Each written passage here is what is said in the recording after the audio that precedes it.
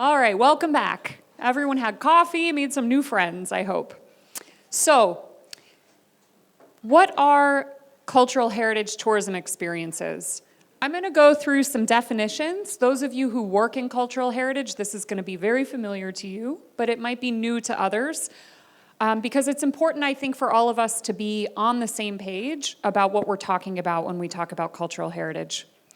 So starting out, the definition of cultural heritage traditionally, really since before the 70s, but in terms of defining it with an international definition by UNESCO, which is the part of the UN that works on education, science, and culture, they defined cultural heritage in 1972. And the definition at that point was related to what was going on at the time, is that we're changing things. There are archaeological sites, monuments, buildings.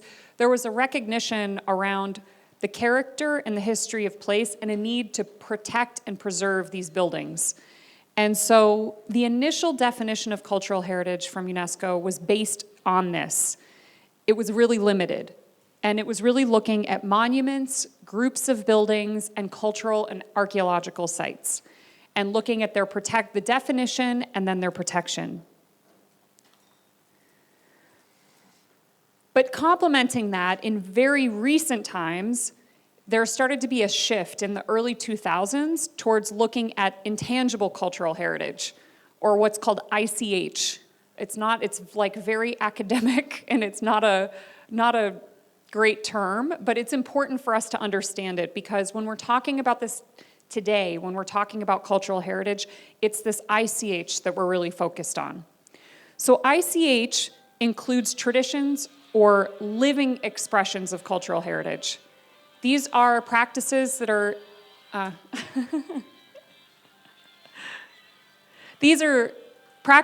inherited from our ancestors.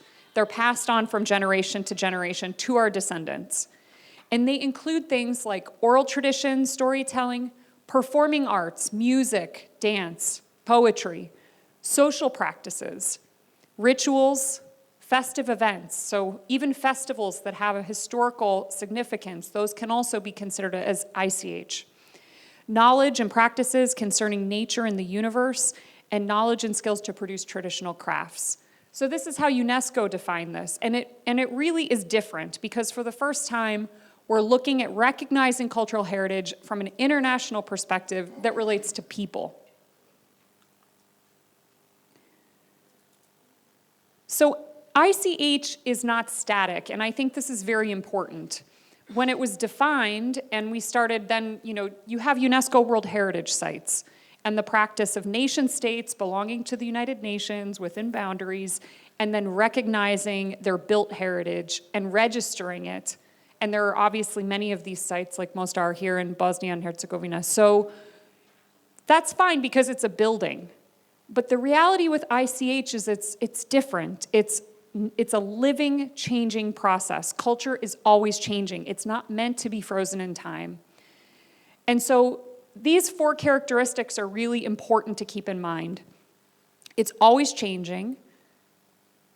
It's inclusive. So cultural heritage doesn't know the boundary, ICH, I should say, does not know the boundaries of nation states. So even though that's the way that UNESCO does it, it's very complicated, because you have countries who share heritage across borders. Think of the Balkans. There's so many different forms of intangible cultural heritage that are shared amongst people from different countries, right? And it creates a bit of conflict, because when you have this registry, I remember working in Armenia, and there was this big debate over, and we ate dolma last night. Dolma is also part of the culinary heritage here. But in Armenia, there was always this debate that, like, dolma is Armenian, or is it from Azerbaijan? And there's a conflict between those countries. And so there's a battle over that heritage. But the reality is this is humanity. It's not boundaries. And this ICH is part of what connects us and brings us together. It's things that we actually share that aren't guarded by boundaries of nations. So these last two are really important: representative and community-based. Cultural heritage is really, it's really only significant when it's actually owned by the communities that are practicing it. And what I mean by that is if you have a craft practice or a music practice, it's really part of that person's heritage, right? So it's that, if it evolves or kind of continues in its definition, as long as it's within the community, even if it's changing, it's not for somebody outside to say, oh, that's not a cultural practice anymore. It's up to the community to change that heritage and to decide what its future is going to be. And so when we're working in that space in tourism, the reason I'm saying this is because there's a variety of people, of all of you in the work that you're doing. And so it's something that we have to be really careful about to make sure that when we're working in cultural heritage in this way, that we're working with and through communities. And I'm going to come back to that. But first, I want to share with you just a couple of important statements because I think these are also, you'll see how they relate to tourism. So UNESCO started laying down some kind of statements that countries came together to agree upon. The first one in 2001, and our institution really worked, not me, but like way back in the early 2000s, worked representing the United States in these dialogues. So culture is diverse, first and foremost. It's necessary for humankind, just like biodiversity is for nature. It's the same thing. Cultural diversity is super important. It's a factor in development. It's integral to human rights. It's where creativity comes from. And it, for the first time, identifies cultural goods and services as commodities because there is a relationship to money and trade and economics.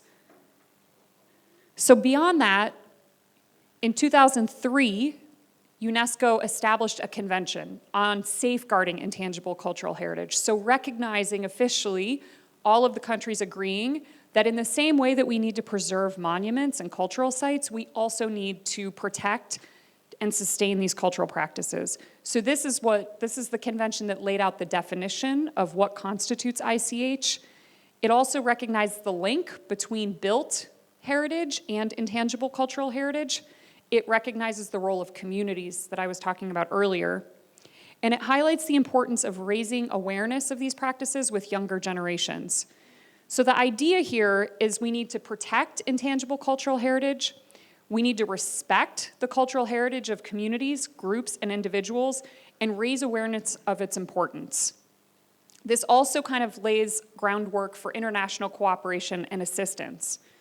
For those of us working in the cultural sector specifically, like museums and research, this is something that's like grounds the work that we do.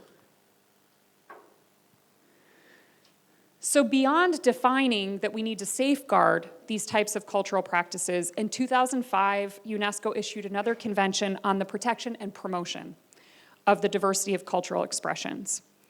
So it affirms cultural diversity is a defining characteristic of humanity. And what that means is that it's the cultural heritage that we practice that's different, that really defines who we are as humans, because we're very connected to place and our history, and this emerges in different ways. And it's what makes the world an interesting place when you travel. It creates a rich and varied world. So it also recognizes that the protection and recognition of the diversity of these expressions are indispensable for peace and security, and that traditional knowledge is also valued, because this is obviously, I know you've seen this, I've had many conversations with folks here in Bosnia and Herzegovina about the fact that traditional knowledge is endangered. So again, this convention recognizes that we need to protect that traditional knowledge. And finally, it also recognizes the role of women in society, because with some of these practices, women really are the bearers, bringing this culture from one generation to the next. So just to simplify it in terms of what we're talking about today, it's people and place. Bringing it back to tourism. So cultural heritage includes buildings, historical sites, physical characteristics, but it also includes living traditions like food, music, dance, craft, language, rituals, festivals. And really, the best cultural heritage destinations in the world have to offer both of those things. There has to be a unique feeling of place in the landscape and the built environment, and an opportunity to meet people who are practicing this cultural heritage. It needs to be evident. But importantly, leave tourists out of it for a minute, it's also recognized as what actually makes places a really wonderful place to live. It's what makes communities vibrant. You know the feeling, it's like hard to pinpoint, but have you ever traveled to a place that feels cold and boring and like doesn't have any character? Yeah, right? I was just in Tunisia, and in the capital, I was staying in this area that was like beautiful, Novotel, Movenpick, like all of these nice things. But it was just these big, wide streets. There was nobody outside.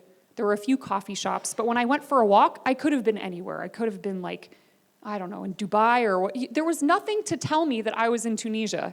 But then I went to an older neighborhood in the Medina, and people are there. They're out. They're walking around. Even though I'm not from there, I had more of a sense of like watching people interact and feeling and like seeing the buildings, which some of them were new, but many of them were old, and seeing commerce taking place and how people are communicating. And so it's that type of vibrant life that is, first of all, it makes life for the people living in that place more enjoyable and that kind of interaction, but also makes it so much more interesting for travelers. It's one of the reasons I love coming to Sarajevo so much, because I can leave my hotel and I can walk through the town, and there's people everywhere, and it's not, right now, it's not a lot of tourists, but it still feels very vibrant, and you can feel that here. So all of this, the other piece of it that is really important to think about is that the way that we're presenting cultural heritage to travelers is really about connecting the past to the current moment. Because travelers there's a place for theatrical representation of things, but really what tourists want to see isn't like a folkloristic display of what things used to look like. It's not necessarily about like everybody dressing up in like the old clothes or whatever. They really want to engage with people now. So it's like people really are interested in knowing what is cultural life in Bosnia and Herzegovina like today. And so it's through ICH and presenting this culture that you're able to actually give that feeling to people when they come to visit. So it's a huge opportunity for tourism, looking at ICH, but I think it's also, when you look at the definition that UNESCO gives in talking about sustainable development, it's more like a warning. Because when tourism isn't done responsibly, it can be very damaging for ICH. So it's really important that as we're developing tourism experiences that present cultural heritage, that the communities, meaning the people who are the cooks, the musicians, the artists, the people who are presenting the cultural heritage, are the primary beneficiaries of any tourism associated with those cultural practices. And so for us, it's really looking at making sure that the people who practice those traditions are involved in interpreting and figuring out how they actually want to present it to travelers. So presenting culture in general is complicated, and despite our best intentions, sometimes it can actually be harmful. So as a tourism experience or a tourism product, there are ways that you can support the sustainability of a community's cultural practices, but there are also ways that it can be damaged. And so I want to give you just a couple of examples of some practices that are destructive that we want to avoid. One is cultural appropriation. This is something that in the United States is a very big topic right now. And the example that I would give you is take Native American communities in the United States. They have a beautiful and rich cultural history, but there's also been a history in the United States of other people, for example, making jewelry using Native American symbols, but a white jewelry maker not recognizing the community and making jewelry using their cultural heritage. That's appropriation, and it's extractive and it's damaging. And we're working now a lot towards trying to correct that and recognize it. I mean, this happens a lot with crafts, where a company that has no association with a community looks at the designs, the traditional motifs and the designs and the weaving, and then produces something in a factory. And the community has no benefit from that whatsoever, even though it's their cultural heritage that's being presented. So another piece is, and we talked about this for if anyone attended my festivals training, which I think there's a couple people here who did, around decontextualization and over-commodification. And what happens is We live in a capitalist society, so people shop, and that is something that we do. But when you take something like a craft, or even a music, like you're listening to music, but a lot of times you go to an event or you experience something and then you're just shopping. And in many, many cases for tourists, this is how they get to experience culture, you know? And even for me, I'm very excited that we're gonna go on Wednesday and visit crafts here in Sarajevo, because so far my experience has been, okay, I can go for a walk, it's beautiful, I can see people, I can have a coffee, and I can buy some things from the shops. But that's my only way, you know? If I left with only that experience, it would be a shame, because I wouldn't understand, you know, what's the significance? How are these copper items made? What are the, you know, what's the connection to history? Why is this bazaar here? Like being able to provide that context for people and really make it about the exchange that happens between the visitor and the person presenting the cultural heritage, instead of it just being a financial transaction. So further, some of the things that can be really dangerous are ethnocentrism and nationalism, and this is where you're taking a cultural heritage practice, and when you're presenting it to the public, you're defining it only as yours and superior to others. And again, I'll give the example for Armenia. This was a problem for experience owners when they're communicating about what they're doing, of, for example, saying something's Armenian and not Azeri, and then, you know, championing that, and then kind of using it as a platform for nationalism. Leave that out of it.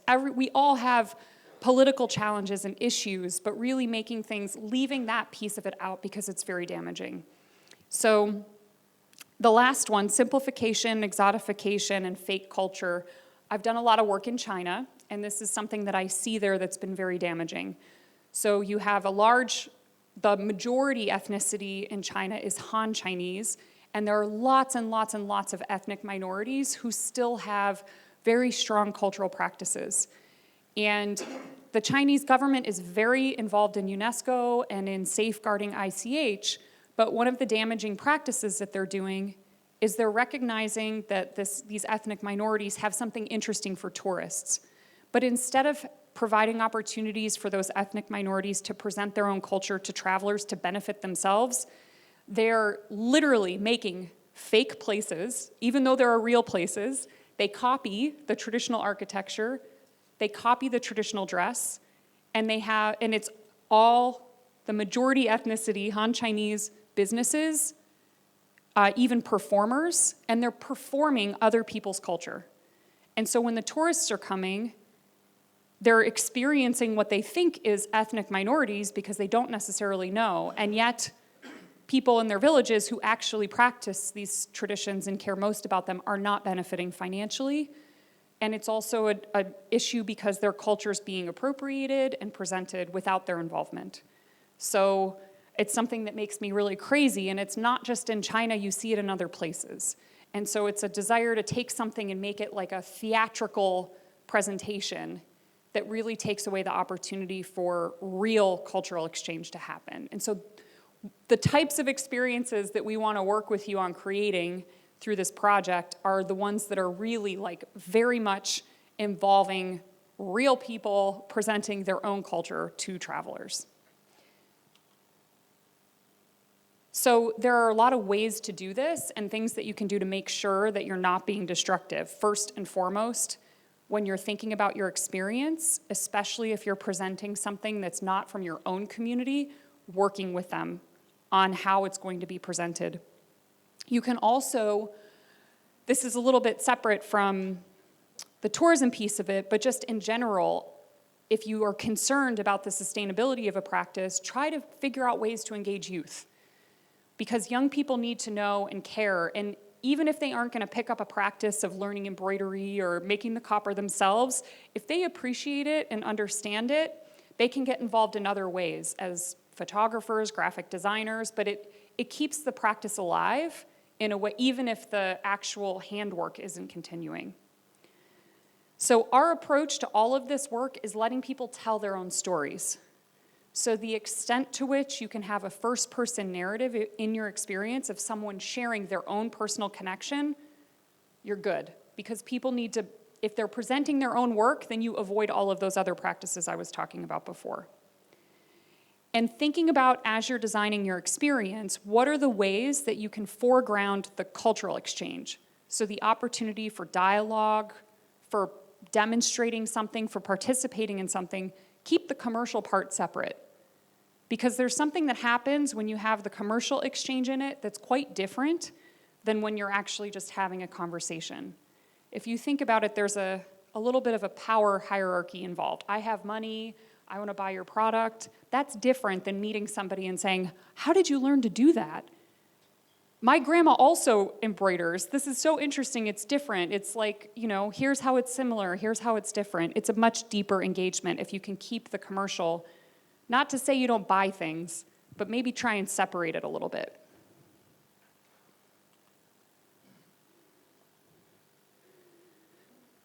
So some ways to ensure this. We've worked in other projects on putting together standards of what makes a quality tourism experience.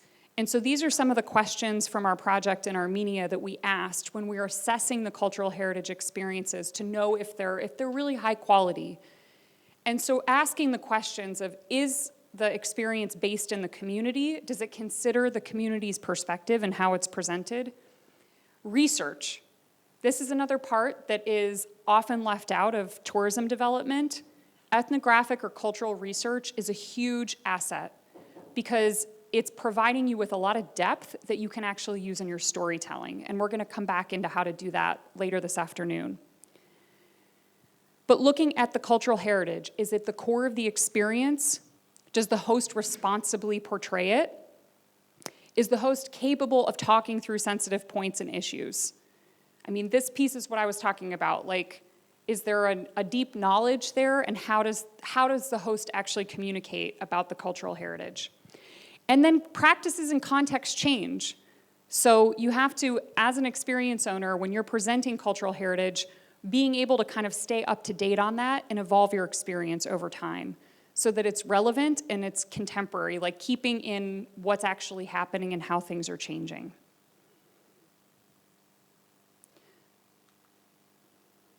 So this approach, and a lot of this sounds theoretical right now, but it's going to get practical very soon. But the idea is that when you have, this is what we're working on in our project at Smithsonian, is really like hearing from communities that are concerned about their cultural practices being endangered. And you know, that an elder is going to pass away with that knowledge, or a language isn't being spoken as much anymore. And so cultural sustainability is really, it's a process that a lot of different actors are deciding whether or not a cultural practice is going to continue into the future. So this is a model about cultural sustainability where really if you look at a cultural practice, and let's just say, someone give me an example of a cultural practice here in Bosnia that you think is endangered. Can anyone give me an example of one? Something that's dying out, yeah? Making horse saddles, perfect. Okay, so if you put making horse saddles in the middle of this diagram, there are a lot of different things that are acting on whether or not the process of making horse saddles is going to continue into the future. Are there people teaching others how to make them? Are there students that actually want to learn how to make the saddles? No students, yeah? Okay. Are there people who know how to make it still? No, but they're old, yeah. Yeah, this is super common. Are they significant in the community? Are they used? Are people using the saddles? Of course, but it's not like, maybe they are not this like serial production is killing them from the road, you know? Yeah. Yeah, that maybe people are importing cheaper models and things like that, yep. Yeah.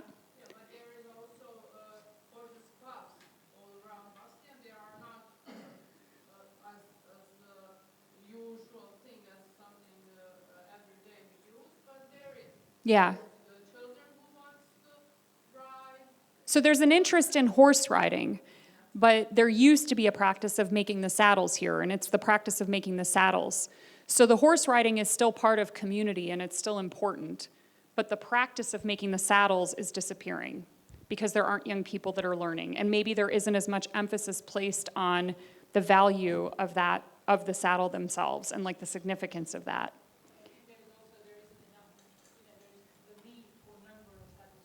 Yeah, yeah, so that's like dealing the markets. Yeah, is there a market to make them? I mean, crafts is my expertise and my background is working in crafts, and crafts have always been related to markets. There isn't really like a way to kind of pull, there's some exceptions, but really like the products that we make by hand and that we've made by hand in the past, a lot of them really relate to people's needs, right? And if there isn't a market for that product, or if there's something that replaces it, like pottery, the biggest thing damaging pottery is like plastic stuff coming in, you know, that's cheaper, that people don't necessarily, I mean, my mom gave me a gift last year or 2 years ago. I love crafts. Everything in my home is like made by people that I meet through my work, and she gave me a gift of these plastic bowls that look like pottery, and I was like, oh God, what are you doing? I can buy bowls made by real people that have these, you know, traditions. And she's like, but they look just like it and they won't break. And I'm like, you're the problem. But the demand in the market for these items is often like, when we use these models, you kind of would take a practice and you would like put the practice in the middle, and then you figure out where's the damage. And like in that case, the market is the big you know, that issue. Like if nobody's buying these saddles, then unless somebody comes in from the enabling environment, like if there's a policy thing or there's some other, you know, we have a project in Bhutan where the country, they do handloom textiles and they want to protect them. So they put in place a policy around traditional dress. It's like one of the only places in the world that does this. But as a result, it creates demand because people are required for special events, they need to wear the traditional dress. And so that's where the enabling environment comes in, where there's a policy to protect something that's really significant to a people. And so perceptions are also very important because, especially with young people, mindsets change about things. People might think that practices are like, I'm not really into that. Like, that's what my grandma did, and I want something different and modern. And that's a space where, again, coming back to craft, that's where fashion plays a role. So even if it's something, you know, taking a technique of craft or of embroidery and putting it on something modern, that's a way to keep that moving forward, of recognizing that there's motifs or things like that that can be incorporated. I think last time I was here, there were some people that came with some really beautiful clothes that just had like a little bit of something from a traditional motif. I remember seeing a jacket. So there's ways of taking cultural practices that might be disappearing, but evolving them in different ways to keep it there and to keep it in the community and relevant. So I wanted to bring this up because I think this is an important role that you're all playing. When you're looking, if you have an interest in doing this cultural heritage tourism work, the other role that you can play is with the approach. The way that you're doing the work actually can help to determine if the cultural heritage that matters to you in Bosnia and Herzegovina survives. And part of it, and we're going to come back to this in the afternoon, is who you choose to represent the experience and how you support them. Because it's the people who are, if they're elders and they're making saddles, if you want to sustain that practice, giving them opportunities and creating chances for people to learn about it, for people, you know, I'm not sure I have a solution right away for how to increase the market for horse saddles, but maybe if it becomes a tourism experience where people see them being made, there will be better perceptions of value. You know, there are other ways of revenue coming in because the product then becomes the process of making it as opposed to the saddle itself. So there are ways that as tourism agencies and as people working to develop tourism experiences, that if you're concerned about these practices, you can work with communities to figure out ways of adding that financial value that's going to give them an opportunity to really keep going. So I want to ask Simon to come and talk to us about when you're doing this work, it kind of goes back to what we were talking about in the very beginning of the way that people like to travel.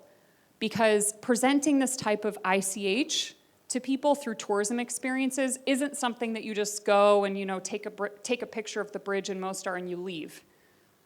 What is it that we're going to give? How are people going to actually interact with human beings? They're not just walking through the bazaar and just buying things. How are we going to create things where they interact? So Simon, take it away. Thank you. You're there, but not here. Yeah. Okay. Just quickly on the saddle example, there's actually some interesting work done on camel saddles with the same broad principle, because they can ultimately be used as chairs or a stool or other things. So, you know, those, I think, building on the saddle example, it's really interesting, I think, for visitors to learn about the tradition of that saddle and learn about how it's made, and maybe, you know, I don't know, is there decoration that's part of it and things like that. So comes back to exactly what we're going to be talking about. Rather, there's three broad definitions of the type of tourism experience you all and others can offer. Passive tourism is essentially I would go and look at saddle, maybe a poor example of that, but look at the saddle, or look at the bridge, or look at a historic site. But it's very passive because I'm just observing. There may be some interpretation there, but I'm just receiving information and viewing rather than getting it more involved in any other way. Then the second is a little bit more involved, so it's interactive. So in that example, if we do pull in our saddle, it's, okay, I use that saddle and I go for a horseback ride. So I'm observing maybe nature or a place, and I'm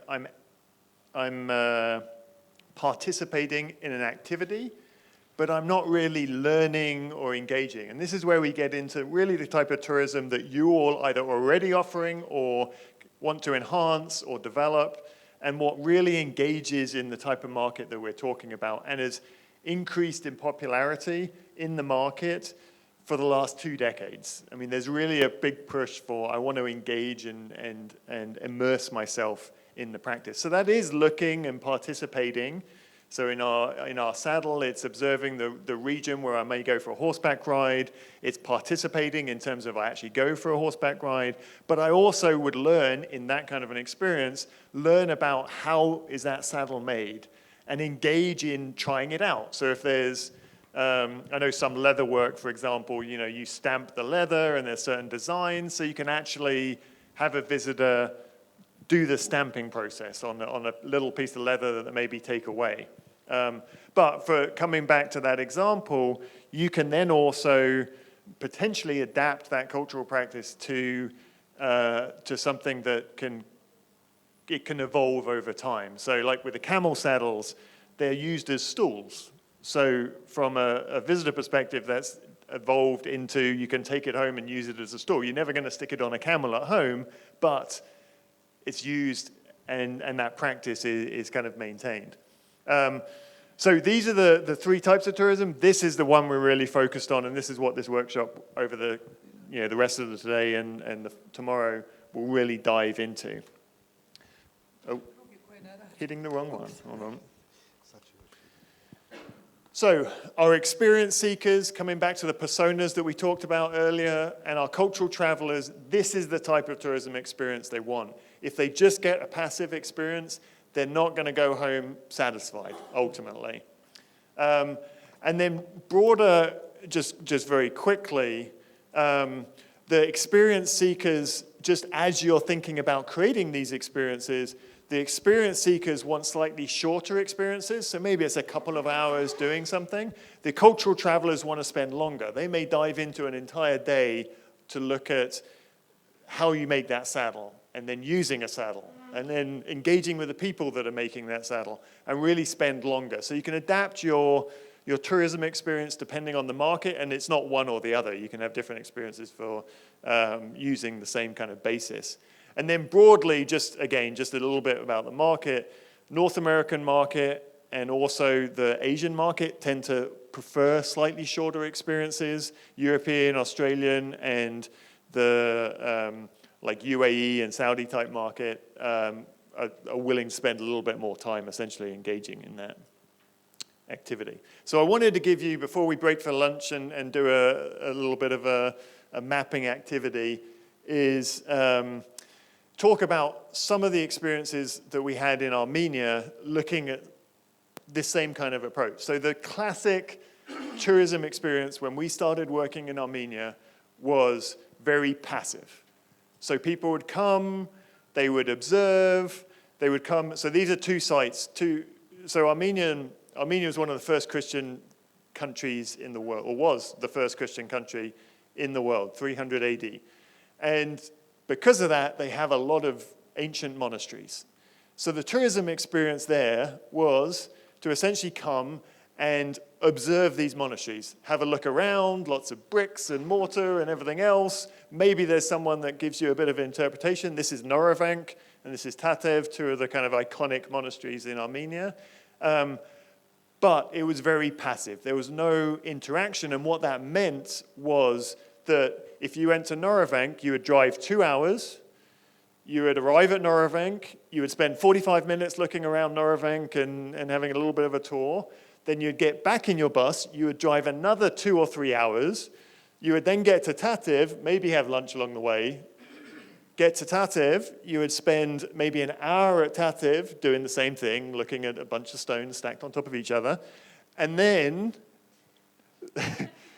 they're beautiful, but yeah, they're beautifully stacked on top of the hill, but you spend an hour, and then you would drive 5 hours back to the capital to get back to your destination. So it was very passive, purely observational, and it was a very exhausting experience because you'd literally spend 10 hours in a vehicle trying to get to these two sites. And also, how much money do you spend at each of these places? Yes, so how much money do you spend at these places?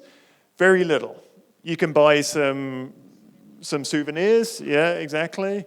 You may have a guide with you, so you'd pay someone as a guide and get some information, but again, it tended traditionally to be very one way.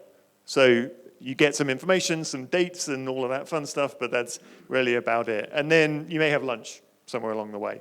So in terms of the economic impact, it was pretty limited. And our goal was to create this critical mass around each of these iconic sites so that people would spend much longer time and engage in much more deep way with the communities in this area.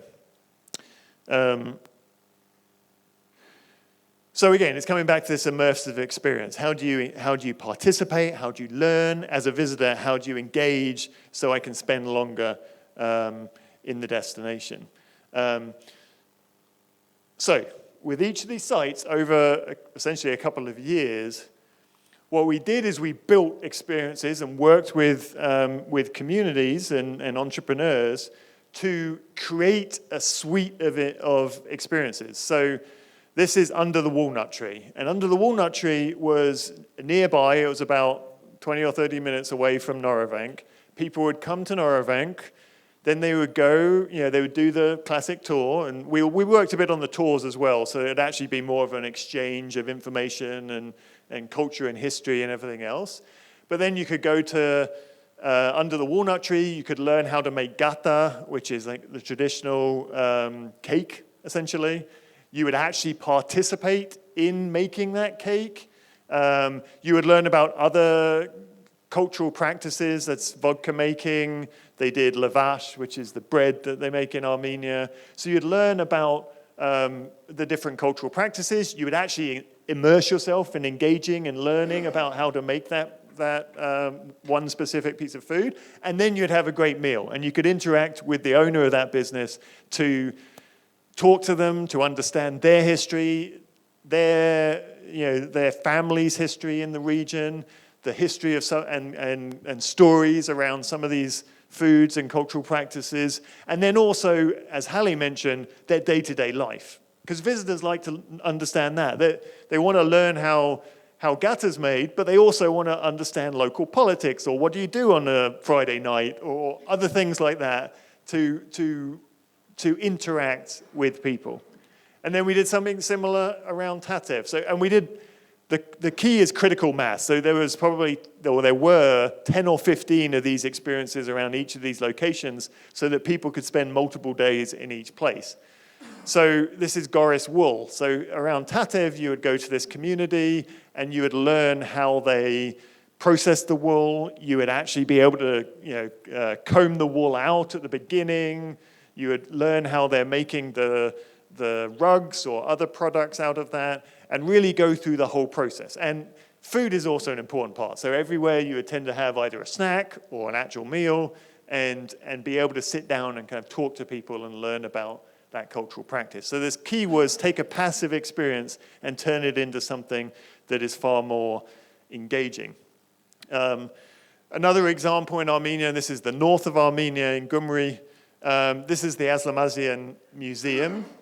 And I know there's several museums here. And this was a great museum. These are two sisters in the Soviet period that had a life's work of paint and pottery and other art that they created. But in the museum, I mean, it was a great museum, but in the museum, they had a lot of their works. But it was still a fairly passive experience in terms of you go around the museum, you'd learn the dates that these works were created, maybe a little bit about them, but it was still fairly passive.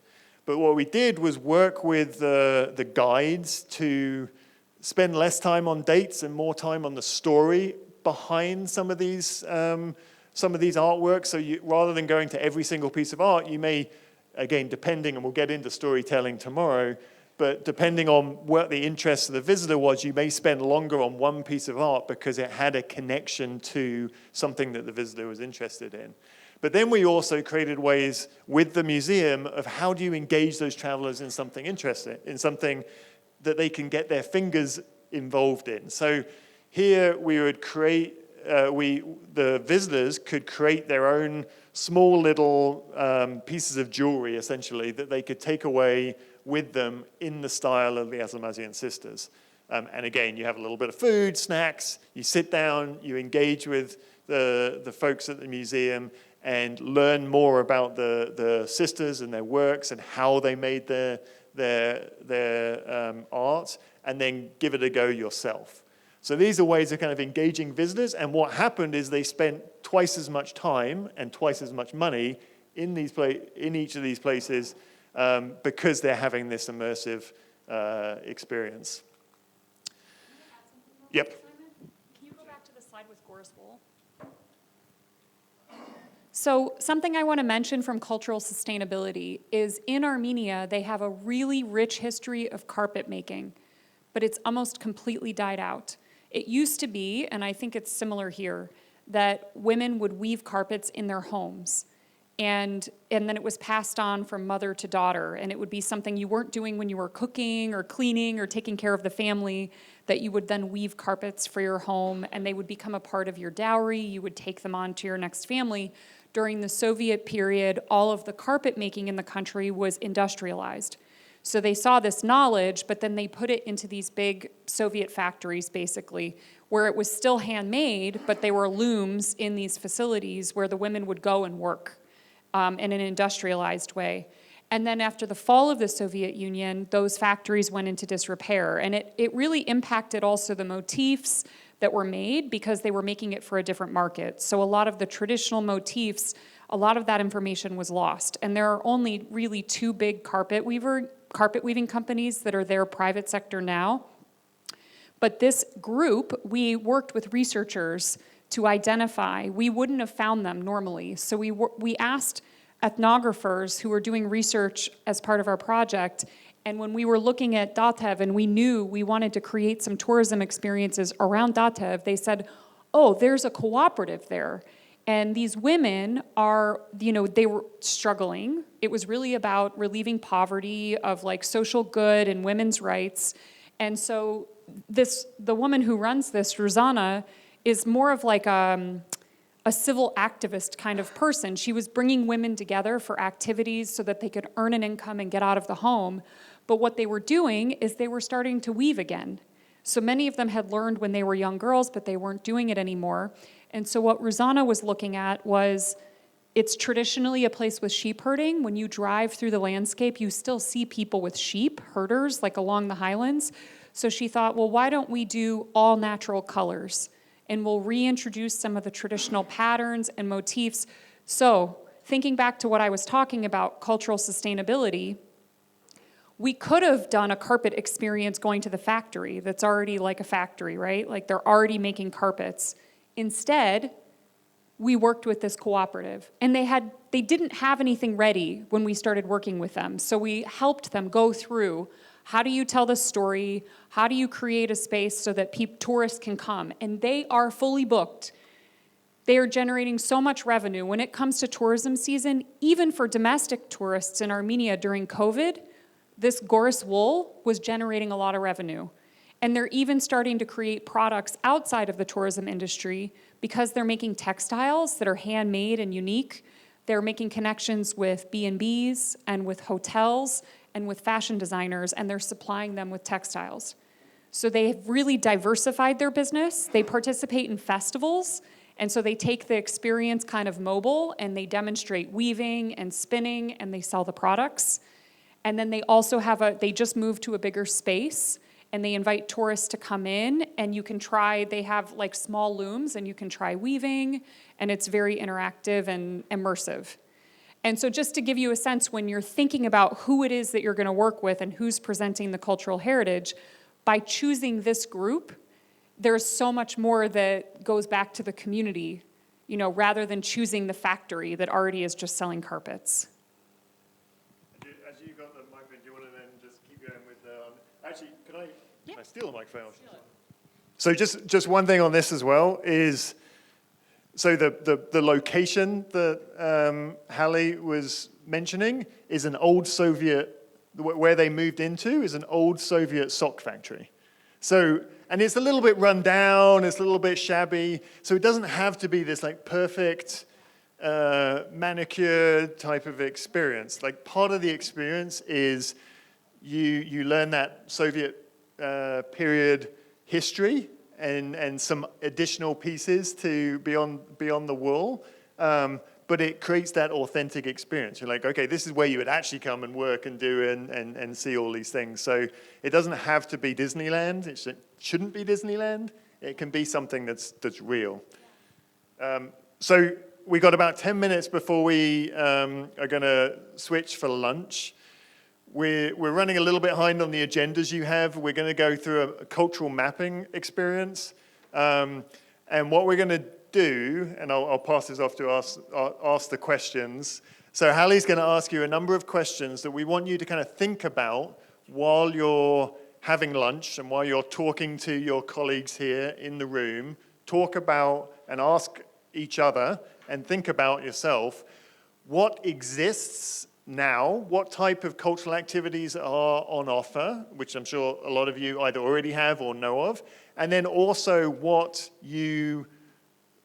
opportunities exist in terms of new experiences or experiences that may exist but really need kind of a leg up that can create that kind of critical mass of tourism experiences, in your place, in your destination, in the kind of broader landscape that Sarajevo sits in. And then what we're going to do after, so think about that and use your notebooks, if you don't mind, to write down 3 or 4 or 5 examples. And then what we're going to do is, the hotel gave us permission for this, so I'm not going to destroy their walls. But we're going to put big Post-it notes up on this wall here. Green is going to be new opportunities, so things that that could be a cultural tourism experience that you think has opportunity to become a cultural tourism experience but isn't now. And then, what's this, orange? Orange will then be existing tourism experiences. And what we're going to look at after lunch is put all of that up on the wall and see what we have, and then ultimately look at how it all connects in terms of themes, and then ultimately at the end of the day, tomorrow, itineraries that can connect it all up. So what I'd like you to do now is just think about that. Hallie's going to ask some questions, and then we'll break for lunch. And then we'll break for lunch. Okay. Okay, so how we're going to do this. The idea of what we want to create and what we're all working together to create is that every time a tourist is going from one experience to the other in the country, it's revealing a bigger picture. So what we're trying to figure out here are what are the major cultural heritage themes in Bosnia and Herzegovina. So these are the big ideas that anyone who comes here should be able to take away with them. What is the knowledge that they should have about this place and about the people? So I like to think of this as, and we use the same process when we're making our festival, is like a scavenger hunt. So at each step that they come and they meet people, that interaction is revealing something new and unexpected about Bosnia's history and cultural heritage. So as you're developing your tourism experience, what is the specific clue that that traveler is going to get when they're in your place? And what is your part of the story that you're going to contribute to the bigger picture? And the idea here, again, is it's about diversity. So you want people to be traveling along, and each time they're learning something different.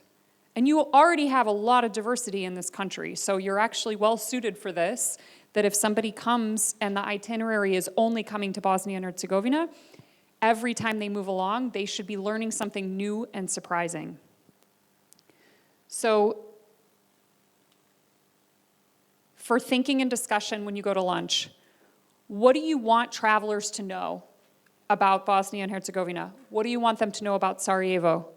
Some of you are from other places around the country. What do you want them to know about your place or your region?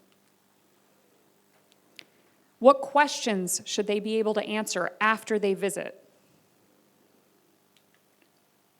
And then I want you to be thinking, who is it that has this knowledge? Who is it that should be meeting this person?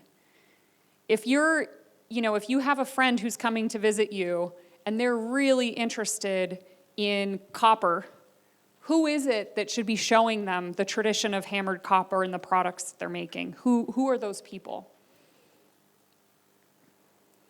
And what are the experiences that are offered that answer these questions? And so, like Simon said, we're going to use the 2 pieces of paper because I want to see actually what exists, but I'm even more interested in what are the pieces of Bosnia's culture and history that are not currently presented but could be. Because this is a brainstorming idea. You might have come here. I'm going to be very excited if someone came here with one thing in mind and leaves with like 5 other ideas of what they want to create. So the idea here is to brainstorm, like what are all of the aspects that we could capture? And even if you think that maybe it's not going to be touristic, still give it to us anyways. Like you never know, because there is a lot of aspects of cultural heritage that because you're immersed in it, a fish doesn't know what water is because the fish is always in water. So, and it's only when an outsider comes and they're like, you eat that? Or, or you eat that?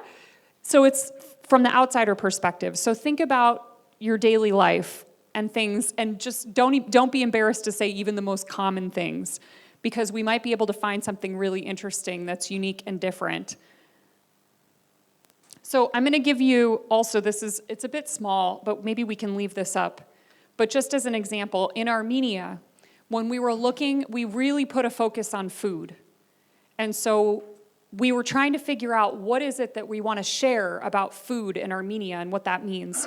And the theme that we came up with is feasting is a central part of Armenian cultural life. And so we wanted to be able to really showcase for the visitor the table as a crossroads and how it brings people together.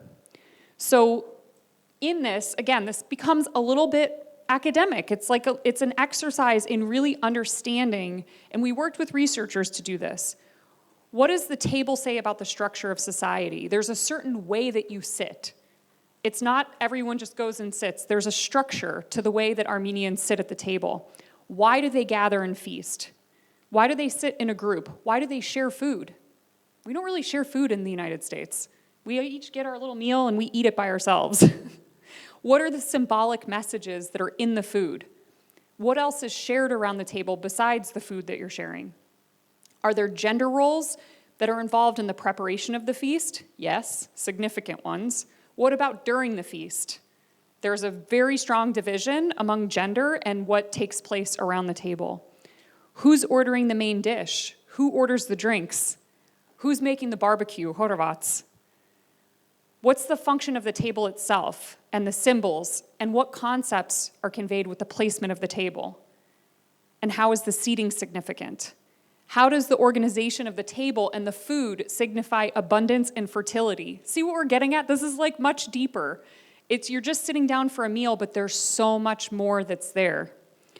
So what does the feasting say about an individual or a family? There are connections to social ties and network. What does it say about migration and movement in Armenia? The food that's there, it comes from different places. And what are the differences between a traditional performative feast, the way it used to be, and an interactive, dynamic, modern feast? You're not going to tell people these answers. The people that are going to present the food to them are going to share this by the way that they present it. So these are the types of things where it's like, again, it's taking a lot of thought into it, but it's really looking at what the difference is and being able to convey that to visitors in a way that's really rich and meaningful. So I'm going to leave this up, and then we're going to go to lunch. And so what I want you to think about is, in the idea of what it is that you're going to present, if it's a particular cultural heritage practice, if it's a type of storytelling or a type of craft, start to think about some of these questions. What we're going to ask you to put on the wall is just the craft or the story, but I want you to be thinking about what are the deeper questions that you might ask, because this is going to come into play when we start working through concepts. And ultimately, what's the question that you want visitors to be able to answer when they finish that experience? Yeah. All right. Yes. So what are the questions that if somebody's coming to your experience, if they walk away, what are the questions they should be able to answer? When they go back home and people say, how was your vacation? And they say, oh yeah, the food was great. They should be able to say, wow, it's really crazy, the way that they eat food there is totally different. The table, there's not even a place where you could put your hand because there's so much food. But part of that is because people really suffered in the past and they went through all of these really hard times. And even when they were really struggling after the fall of the Soviet Union, they still had pickles and things, and they wanted to show that that abundance really mattered and that, it really played into how they preserved their foods. And wow, I didn't even realize this was this history that they had. And, and then the toast, there's a toastmaster at the table that every time you're taking a drink, he's thanking somebody at the table, thanking God, thanking the guest, thanking the host, thanking the next generation, So it's a lot richer than that. It's not just coming back and saying, yeah, the barbecue was really good. Okay, so thinking about what are people going to leave, go back home and tell their friends and family about Bosnia and Herzegovina? Because again, they're all ambassadors. What are they going and sharing with the rest of the world after they come here? All right. One more thing, right before you all leave. So as I said, green is new things. Orange, existing stuff. We're going to put these out here, so if you finish lunch and we're not quite started yet, you can feel free to just start writing down either the cultural practice you want to represent or the name of it, essentially. Put it in big letters because we don't want to have an essay here. It's just the name of it or something like that.